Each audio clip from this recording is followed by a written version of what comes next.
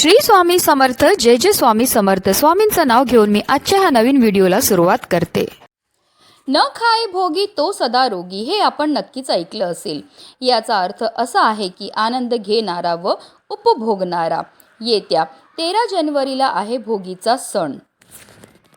भोगी हा आनंदाचा आणि उपभोगाचा सण म्हणून मानला जातो. पण भोगी या शब्दाचा या सणाला दुसराही अर्थ आहे. जेव्हा आपण देवाला नैवेद्य दाखवतो तेव्हा त्या नैवेद्याला भोग म्हणतात. तेव्हा इंद्रदेवांची आठवण काढली जाते. इंद्रदेवांनी धरतीवर उदंड पीक पिकवावं म्हणून प्रार्थना केली होती अशी मान्यता आहे. ही पीक वर्षानुवर्ष पुढेही पिकत राहावी अशी प्रार्थना भोगीच्या दिवशी केली जाते. हिवाळ्याच्या मोसमात सर्व प्रकारच्या भाज्या येतात. शेतात नवीन बहार आलेला असतो. त्यामुळे थकलेल्या शेतकऱ्याला थोडासा विसावा लागतो. मग या मोसमात शेतकरी भोगीची भाजी आणि तीळ मिश्रित बाजरीची भाकरीचा आस्वाद घेतो. आता ही भोगीची भाजी बनवताना आपण कोणत्या भाज्या घ्यायच्या व तसेच कोणत्या भाज्यांचा समावेश चुकूनही आपल्याला करायचा नाही. या भोगीच्या दिवशी जर आपण काही उपाय व सेवा केल्या तर त्यामुळे आपल्याला अनेक पटीने पुण्यफळ हे प्राप्त होत असतं. पण या दिवशी आपल्याकडून काही चुका झाल्या तर त्याचे दुष्परिणाम आपल्याला भोगावे लागतात.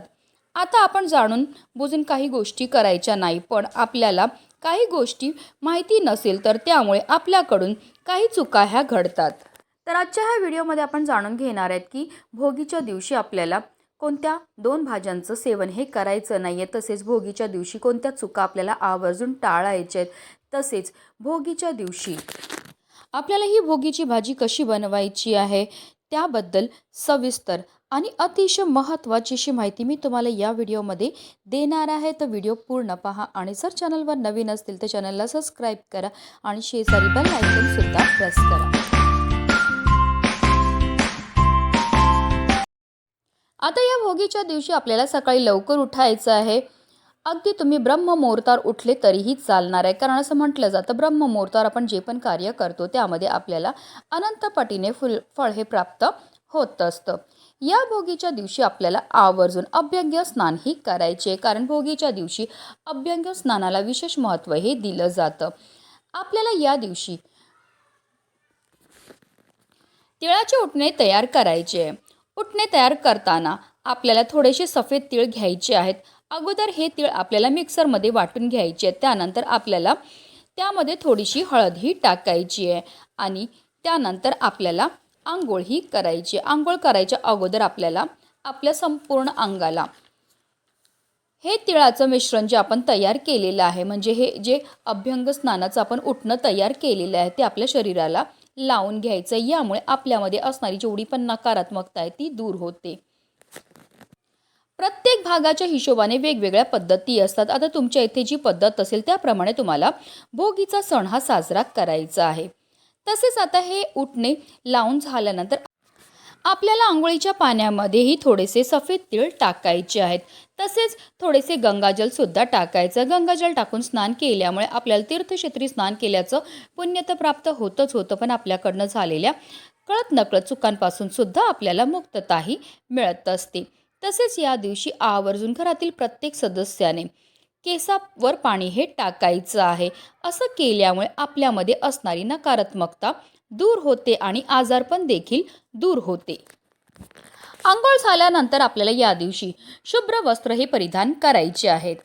आता आपल्याला भोगीची भाजी ही बनवायची आहे. आपल्याला सकाळीच ही जी भोगीची भाजी जी आहे ती तयार करायची आहे.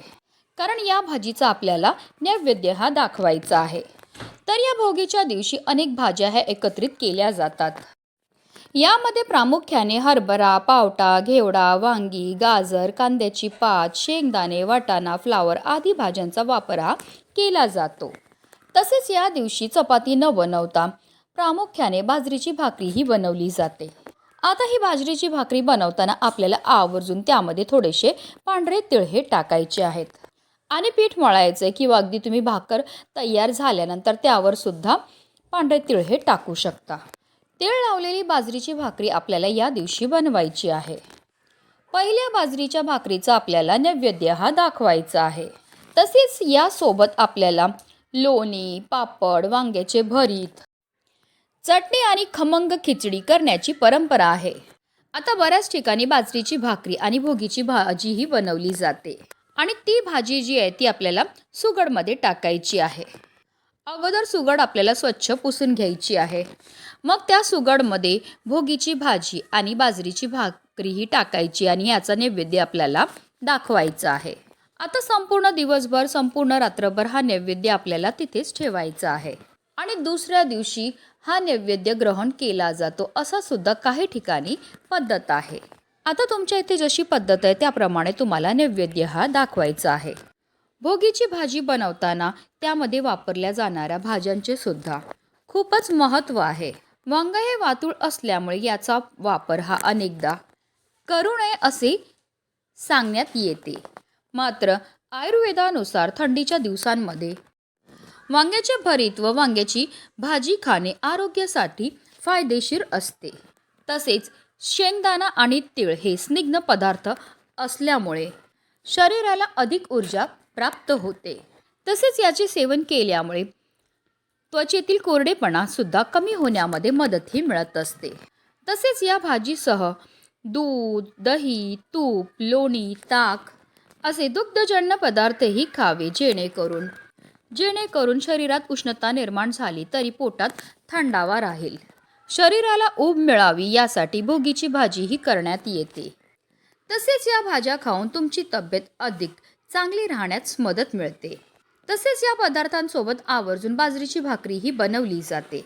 कारण बाजरी हा उष्ण पदार्थ आहे आणि थंडीमध्ये बाजरी खाणे हे अतिशय उत्तम मानले जाते. शरीराला उष्ण देणारा आणि कफनाशक असा हा बाजरीचा पदार्थ आहे. यामध्ये तीळ मिसळून बाजरीचे पीठ मळावे आणि त्याची भाकरी बनवावी. ही बाजरीची भाकरी जी आहे ती भोगीच्या भाजीसोबत अतिशय चविष्ट आणि अप्रतिम लागते. दोन्हीही पदार्थ उष्ण असल्याने शरीराला ऊब मिळून थंडी वाजत नाही.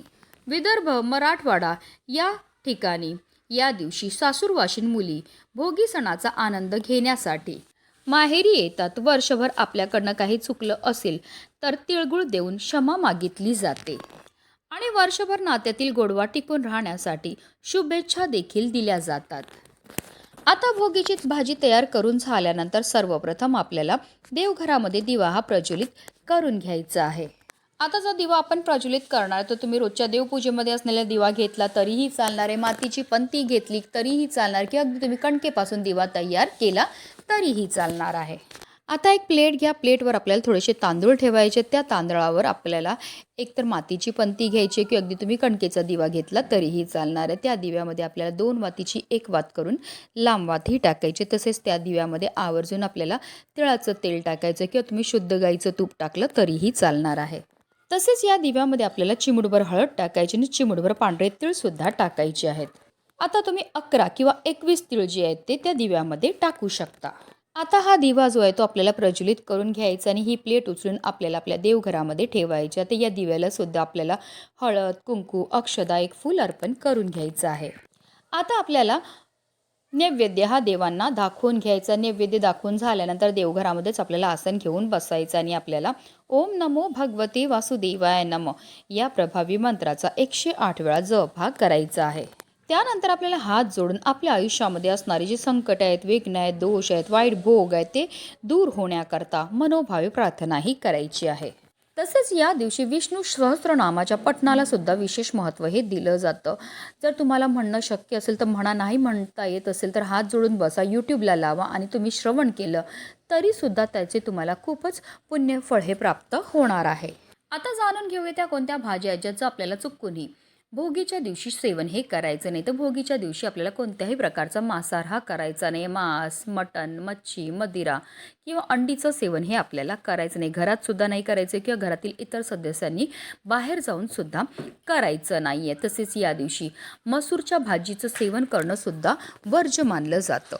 आता आपल्याला बाजरीच्या भाकरीसोबत सुद्धा मसूरच्या डाळीचं सेवन हे करायचं नाही आहे. किंवा आपण आता खिचडी जी बनवणार आहे त्या खिचडीमध्ये आपण डाळी ह्या टाकत असतो, तर त्या डाळींमध्ये सुद्धा आपल्याला चुकूनही मसूरच्या डाळीचं सेवन हे करायचं नाही, म्हणजे ती डाळ टाकायची नाही आणि आपल्याला खायची सुद्धा नाही आहे. त्याचबरोबर या दिवशी चुकूनही आपल्याला कांदा आणि लसूणचं सेवनसुद्धा करायचं नाही, कारण कांदा आणि लसूणसुद्धा तामसी पदार्थामध्ये येतो आणि कोणत्याही उपवासामध्ये किंवा कोणत्याही शुभ दिवशी कांदा आणि लसूणचं सेवन हे करायचं नाही. त्या उलट आपल्याला सात्विक अन्नाचं सेवन हे करायचं. तर या काही चुका आहेत, त्याचबरोबर या काही भाज्या आहेत ज्या चुकूनही आपल्याला भोगीच्या दिवशी खायच्याने जर कळत नकळत आपल्याकडनं या भाज्यांचं सेवन केलं गेलं तर आयुष्यभर आपल्याला वाईट भोग भोगावे लागतील, ज्यामुळे आपल्या जीवनामध्ये अनेक प्रकारच्या समस्या संकटांना आपल्याला सामोरं हे जावं लागू शकतं. म्हणूनच व्हिडिओ जास्तीत जास्त लोकांपर्यंत शेअर करा, जेणेकरून प्रत्येकाच्या आयुष्याचं कल्याण हो हीच मनामध्ये इच्छा. श्री स्वामी समर्थ. जय जय स्वामी समर्थ.